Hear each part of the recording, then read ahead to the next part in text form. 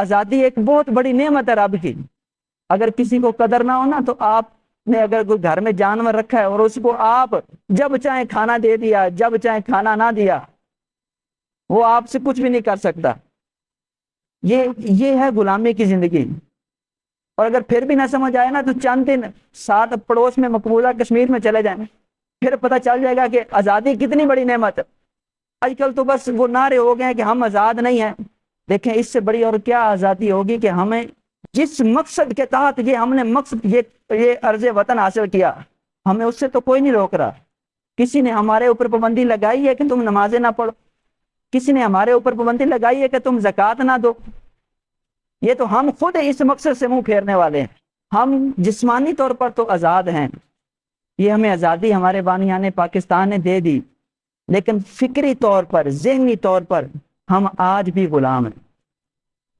اور یہ ہمیں انہوں نے نہیں بنایا, یہ ہم خود بنے ہیں.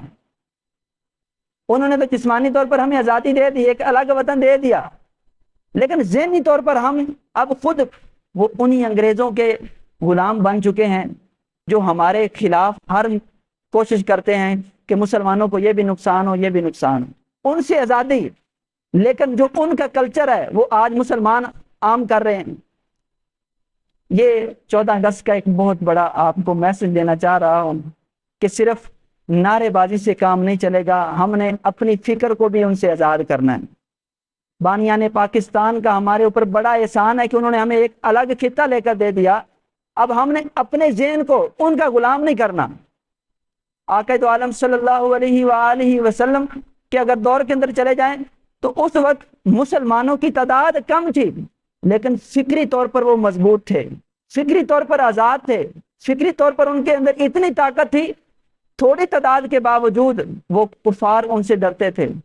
لیکن آج ہماری تعداد اتنی زیادہ ہے لیکن ذہنی غلام ہے. ہم کہتے ہیں اگر ہم نے کچھ کر دیا تو پوری دنیا کے اندر ہمارا جو ہے ہماری معیشت تباہ ہو جائے گی, ہمارا یہ ہو جائے گا, ہمارا وہ ہو جائے گا. یہ صرف ذہنی غلامی ہے جو ہمیں اس طرف لے کے جاتی ہے.